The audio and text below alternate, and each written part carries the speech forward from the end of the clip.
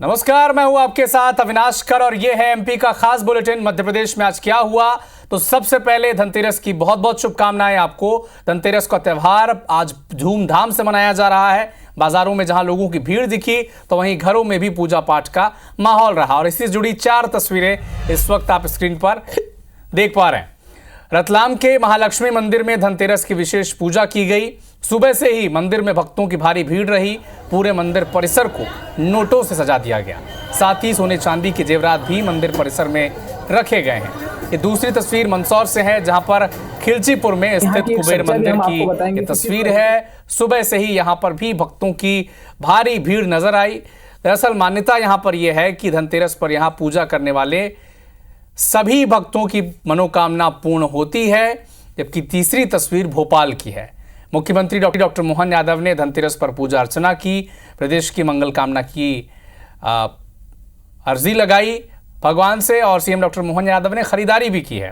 धनतेरस के मौके पर सीएम ने दिया भी खरीदा है। इधर धनतेरस पर इंदौर के बाजार भी सजे रहे। लोग बड़ी संख्या में सोना, चांदी, बर्तन, इलेक्ट्रॉनिक सामान की खरीदारी करते दिखे। तो ये 4 तस्वीरों के जरिए मध्य प्रदेश के अलग अलग शहरों की तासीर भी कमोबेश यही रही। और इसी बीच एक बड़ा अपडेट आपको भोपाल से बता दें। मध्य प्रदेश के 4.5 लाख पेंशनर्स को बढ़ा हुआ डीआर मिलने का रास्ता अब साफ हो चुका है। एमपी सरकार ने छत्तीसगढ़ सरकार को सहमति पत्र भेज दिया है। मध्य प्रदेश पुनर्गठन अधिनियम 2000 की धारा 49 के तहत सहमति पत्र भेजा है। प्रदेश के 4.5 लाख पेंशनर्स को 50% महंगाई राहत अब मिलेगी। एमपी सरकार ने अपने कर्मचारियों का 4% महंगाई भत्ता बढ़ाया है।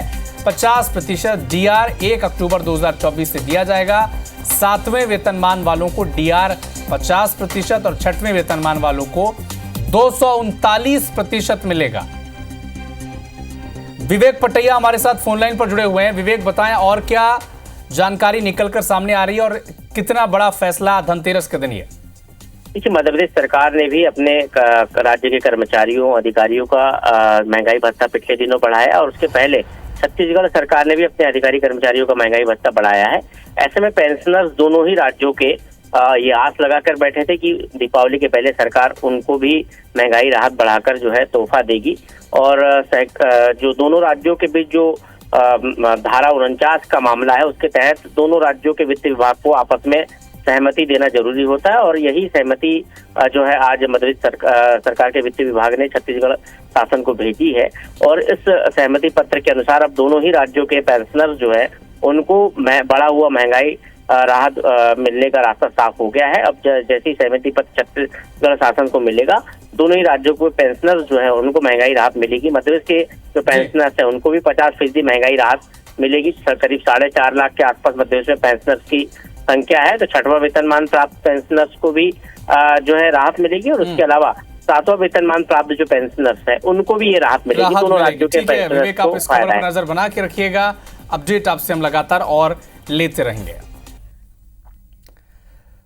तो धनतेरस की बात करते हैं। इंदौर में कैबिनेट मंत्री कैलाश विजयवर्गीय हर साल की तरह इस साल भी धनतेरस पर अपनी पुश्तैनी किराने की दुकान पर वो दुकानदार बनकर बैठे। लोगों को सामान तौल कर दिया, पैसे का हिसाब किताब भी किया, मीडिया से भी बातचीत की।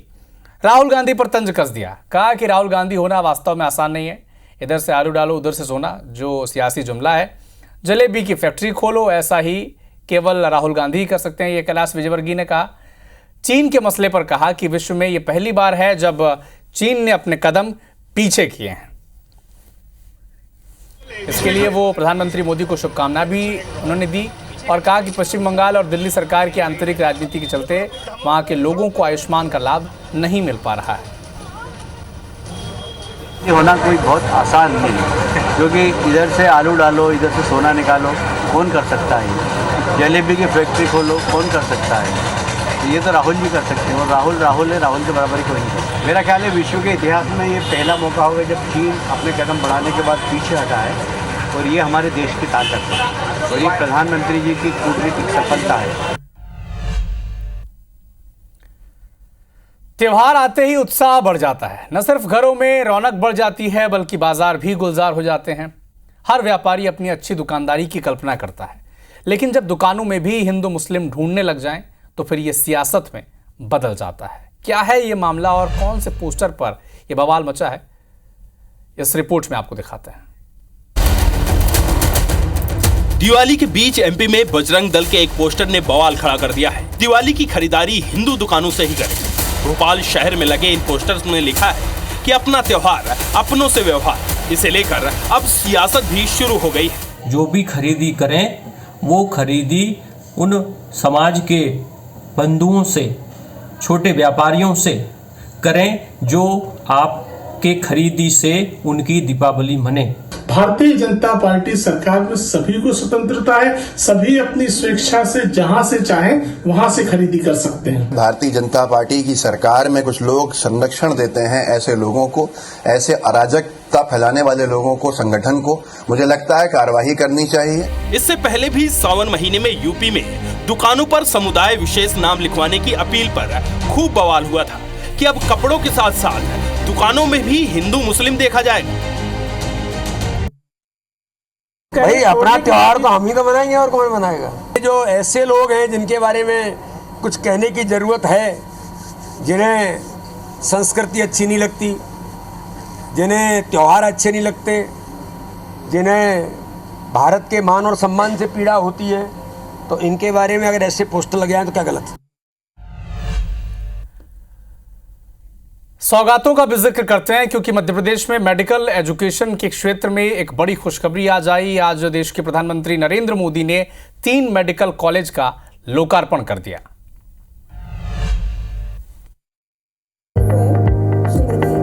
दिवाली से पहले और धनतेरस के शुभ अवसर पर प्रधानमंत्री नरेंद्र मोदी ने मध्य प्रदेश को बड़ा तोहफा दिया। पीएम मोदी ने मंदसौर, नीमच और सिवनी मेडिकल कॉलेज का वर्चुअली लोकार्पण किया। इन तीनों कॉलेजों में 100 MBBS सीटें भी होंगी। इसके साथ ही पीएम मोदी ने 5 नर्सिंग कॉलेजों का भी लोकार्पण और भूमि पूजन किया। इस दौरान मंदसौर में सीएम डॉक्टर मोहन यादव ने कहा, सच्चे अर्थों में आज हमारी दिवाली मनी है। सच्चे अर्थों में आज हमारी दिवाली मनी। आज बदलते दौर में मध्य प्रदेश अपने लिए चिकित्सा क्षेत्र में एक अलग पहचान बनाने में देश भर में सक्षम हो रहा है। अभी आने वाले समय में राजगढ़, उज्जैन 8 नए मेडिकल कॉलेज और बन रहे हैं। बहुत धन्यवाद। सीएम ने 512 आयुर्वेद चिकित्सा अधिकारियों को नियुक्ति पत्र भी वितरित किए। साथ ही सीएम ने आयुर्वेदिक डॉक्टरों की रिटायरमेंट उम्र 65 साल करने की घोषणा भी की। चलिए, ठगी से जुड़ी कुछ तस्वीरें आप तक पहुंचाते हैं और खबर यह है कि मिनी मुंबई कहे जाने वाले इंदौर से ये तस्वीरें आई हैं। आए दिनों यहां बढ़ने वाली ठगी की रफ्तार ने लोगों को मुश्किल में डाल दिया है। पहले दिल्ली और अब इसके बाद इंदौर में सिंगर दिलजीत दोसांझ के कॉन्सर्ट के टिकट के नाम पर ठगी कर दी गई। दरअसल ये बताया गया ठगों के द्वारा कि इंदौर में दिसंबर के महीने में एक कॉन्सर्ट होना है, जिसके 9 टिकट की बुकिंग के लिए एक युवक से 90,000 रुपये ले लिए गए। जिस पर अब ठगी की मामले सामने आने के बाद क्राइम ब्रांच में शिकायत दर्ज कर ली गई है। इससे पहले दिलजीत दोसांझ जो सिंगर हैं, उनके शो के टिकटों की कालाबाजारी को लेकर ईडी ने कुछ दिन पहले ही छापेमार कार्रवाई की थी। जबकि दूसरी जो तस्वीर है ये डिजिटल अरेस्ट से जुड़ी हुई है। एक नया टर्म है साइबर ठगी का। अब साइबर ठगों ने 71 साल के बुजुर्ग को अपना टारगेट बनाया है और उनसे 40,60,000 रुपए वसूल लिए हैं। शिकायत हुई, क्राइम ब्रांच ने यहां पर भी केस दर्ज किया है। बुजुर्ग ने बताया कि ठग ने खुद को मुंबई पुलिस का ऑफिसर बताया, डिजिटल अरेस्ट का डर दिखाया और इस दौरान ठग ने फर्जी सीबीआई ऑफिसर से भी बात करवाई थी। फिलहाल इस मामले में क्राइम ब्रांच पुलिस जांच में जुटी हुई है। कुल मिलाकर 40 लाख रुपए से अधिक मेरे अपने अकाउंट में ट्रांसफ़र करा दिए। फिर उसके बाद मुझे समझ में आ गया फ्रॉड हो गया है, तो फिर मैं जाकर थाने में उसने यहाँ क्राइम ब्रांच में आकर उसने अपनी कंप्लेंट रजिस्टर कराई है। इसमें बेसिकली 40 लाख रुपए का साइबर फ्रॉड हुआ है। ये डिजिटल अरेस्ट का एक और केस है और इसमें चूँकि व्हाट्सएप कॉल पर ही इसके साथ फ्रॉड किया गया, व्हाट्सएप कॉल पर इसको वीडियो कॉल पर लेकर इसके साथ फ्रॉड किया गया।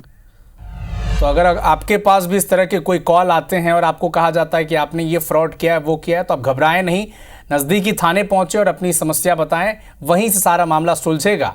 इनसे बात कर न अपने पैसे खर्च करें, न ही अपना दिमाग लगाएं। फिलहाल इस बुलेटिन में इतना ही। नमस्कार। IBC 24 number 1 news channel in Madhya Pradesh, Chhattisgarh.